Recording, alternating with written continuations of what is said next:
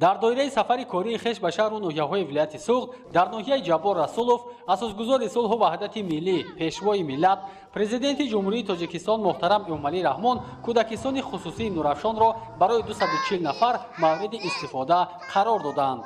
سلام بابا جانی عزیز، سلام بابا جانی ما، سلام دل و جانی ما، خوش آمدید، مرحبا به کودکستان ما، نون و شاده آوردید برای ما کودکان، تحفه خوبی کردید همیشه باشد امان. خوش آمدید بابا جانی عزیز.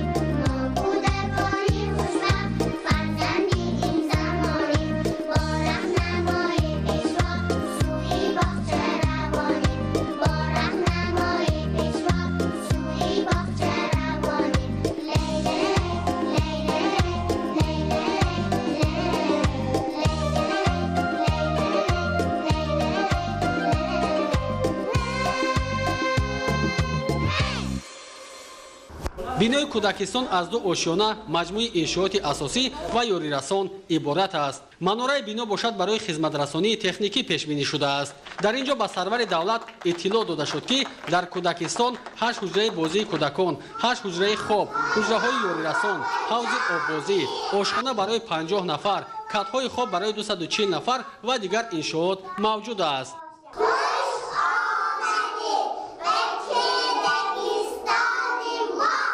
کودکستان خصوصی نورافشان که در دایره سیاست معارف پرورانه پرزیدنت جمهوری تاجیکستان محترم امومالی رحمان از جانب صاحبکاران میهندوست ناحیه جبار رسولوف ساخته شده است.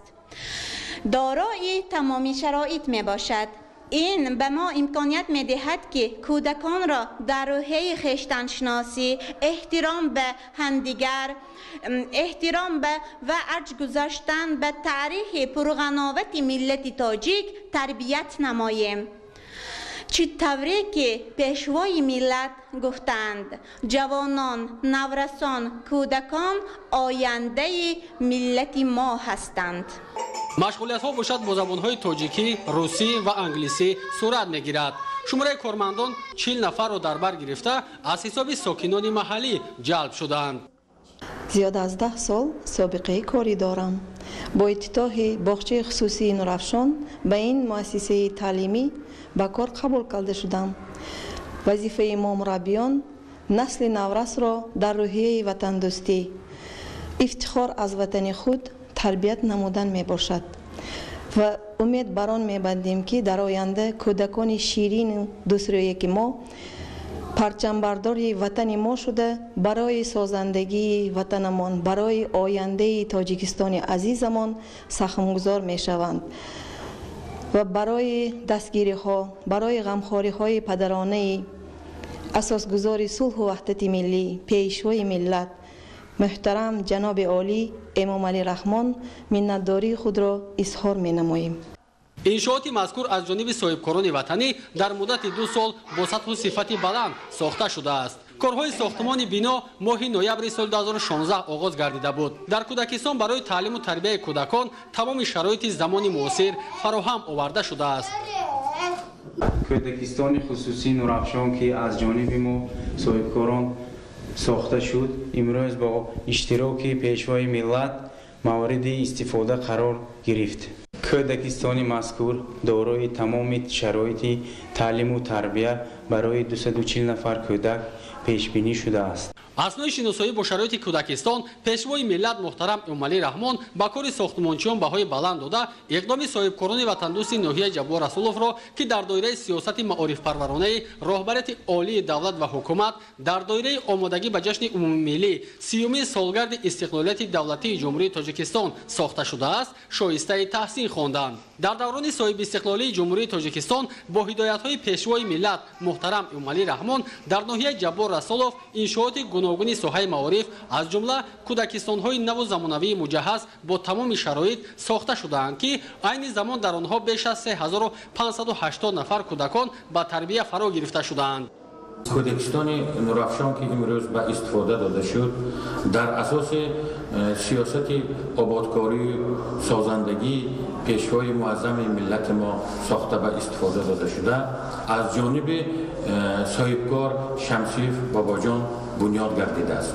در این کودکستان تمام شرط و شرایط ها برای تربیت گرندگان فراهم آورده شده است. تربیت تا مکتبی در جریان تعلیم و تربیت گرفتن نورسان این زینه اولین بوده.